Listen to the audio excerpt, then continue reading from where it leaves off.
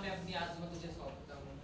और कितने लोगों को विश्वास है कि यीशु मसीह मारा गया, गाड़ा गया और तीसरे दिन मुर्दों में से जी उठा, और जितने उस पर विश्वास करते हैं वो भी जी उठेंगे उसी के साथ। हालेलुया। एक क्वेश्चन जो मैं आपसे पूछना चाहता हूँ कि दुख के समय, मुसीबत के समय आप अपनी आत्मा किसको सौंपते हो? रियली? सच में? आप दुख के समय, जब आपके साथ फेमाइन में, अकाल में, जब आपके पास डिप्रेशन में, परेशानी में, एंजाइटी में, आप अपनी आत्मा किसे सौंपते हो?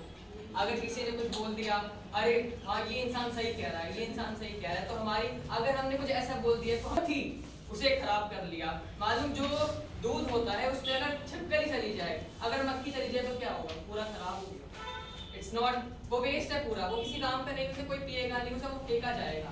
पर वो जो दूध होता है एकदम वाइट होता है। तो ऐसा है कि जब हम अपने आप को प्योर रखते हैं, जब उसकी उपस्थिति में रखते हैं और जब अपनी आत्मा उसको सौंपते हैं, यीशु मसीह ने भी एंड तक अपनी आत्मा को परमेश्वर को सौंपा, खुदा को सौंपा कि उन्हें पता था, उन्होंने किसी इंसान को अपनी आत्मा नहीं सौंपी और किसी व्यक्ति को नहीं सौंपी, पर किसे?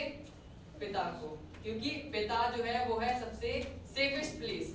ही इज ट्रस्टवर्दी, वो ट्रस्टवर्दी इंसान है। हो सकता है मान लीजिए मैं ये फोन अगर अपने पिता को दूं तो वो ज्यादा सेफ है एज कम्पेयर टू मेरे दोस्त। मेरे दोस्तों के पास हो सकता है वो उसे तोड़ दे, वो उसे फेंक दे, वो कुछ भी करे, पर मेरे पापा के पास वो सेफ है। क्योंकि मेरे पापा को और मुझे अपने पापा पर मुझे ट्रस्ट है, मुझे विश्वास है कि नहीं, और मेरे पापा उस चीज को, मेरा फोन जो है वो सेफ है, वो कहीं जाएगा नहीं, गुम नहीं होगा, क्योंकि मेरा ट्रस्ट है उस पिता पे, मेरा ट्रस्ट है। क्या आपका ट्रस्ट है उस पे?